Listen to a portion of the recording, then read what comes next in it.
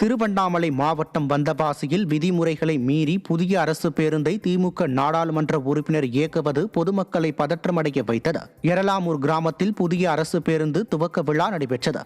அப்போது ஆரணி நாடாளுமன்ற உறுப்பினர் தரணிவேந்தனிடம் பேருந்தை இயக்கும் ஓட்டுநர் உரிமம் உள்ளதா என்பது கூட தெரியாமல் விதிமுறைகளை மீறி பேருந்தை இயக்க போக்குவரத்து அதிகாரிகள் அனுமதித்து உள்ளனர்.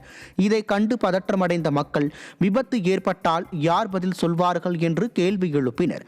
தீய சக்தி திமுகவினர் விளம்பரத்தை மட்டுமே இலக்காக கொண்டு இது போன்ற செயல்களில் ஈடுபடுவது அதிகரித்து விட்டதாகவும் பொதுமக்கள் குற்றம் சாட்டினர். தூத்துக்குடி மாவட்டம் கோவில்பட்டி அருகே ஓலைக்குளம் கிராமத்தில் ஆழ்துளை குடிநீர் தேக்க தொட்டியை அதிமுக முன்னாள் அமைச்சர் திறந்து வைத்தார். ஓலைக்குளம் கிராமத்தில் சட்டமன்ற உறுப்பினர் மேம்பாட்டு நிதியில் இருந்த 3 லட்சம் ரூபாய் மதிப்பில் ஆழ்துளை அமைத்த மோட்டார் மூலம் குடிநீர் தேக்கம் அமைக்கப்பட்டது. இந்த குடிநீர் தேக்க தொட்டியை அதிமுக சட்டமன்ற உறுப்பினரும் முன்னாள் அமைச்சருமான கடம்பூர் ராஜு திறந்து வைத்தார். கயத்தார் மேற்கு ஒன்றிய செயலாளர் செல்வகுமார் தலைமையில் நடைபெற்ற இந்நிகழ்ச்சியில் கழக நிர்வாகிகள் பலர் கலந்து கொண்டனர்.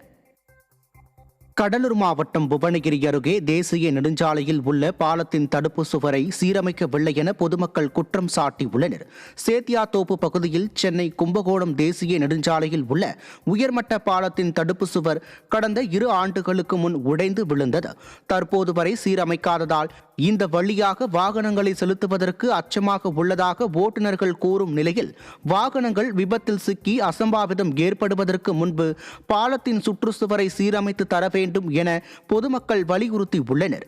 திறனற்ற விடியா ஸ்டாலின் அரசு அடிப்படை வசதிகளை கூட விரைவாக செய்து தராமல் அலட்சியம் காட்டி வருவதாக அவர்கள் குற்றம் சாட்டியுள்ளனர். கடலூர் மாவட்டம் புவனகிரியில் ப்ளீச்சிங் பவுடர் கொள்முதலில் முறைகேடுகளில் ஈடுபட்டவர்கள் மீது விரைந்து நடவடிக்கை எடுக்க வேண்டும் என மக்கள் வேண்டுகோள் விடுத்துள்ளனர். பேரூராட்சிக்குட்பட்ட பல்வேறு பகுதிகளில் ப்ளீச்சிங் பவுடர் முறையாக தூவப்படாமல் தூய்மை பணியாளர்கள் அலட்சியம் காட்டி வருவது பொதுமக்களிடம் அதிருப்தியை ஏற்படுத்தியுள்ளது. ப்ளீச்சிங் பவுடரின் தரம் குறைந்திருப்பதாக சந்தேகம் கிளப்பும் அவர்கள் அதன் கொள்முதலில் முறைகேடு நடைபெற்றுள்ளதாகவும் புகார் தெரிவித்தனர். தொற்றுநோய் தாக்குதலை தடுக்கும் நடவடிக்கையில் ஊழல் புரிந்த விடியா ஸ்டாலின் அரசு அதிகாரிகள் மீது விரைந்து நடவடிக்கை எடுக்க வேண்டும் என மக்கள் கோரிக்கை விடுத்தனர்.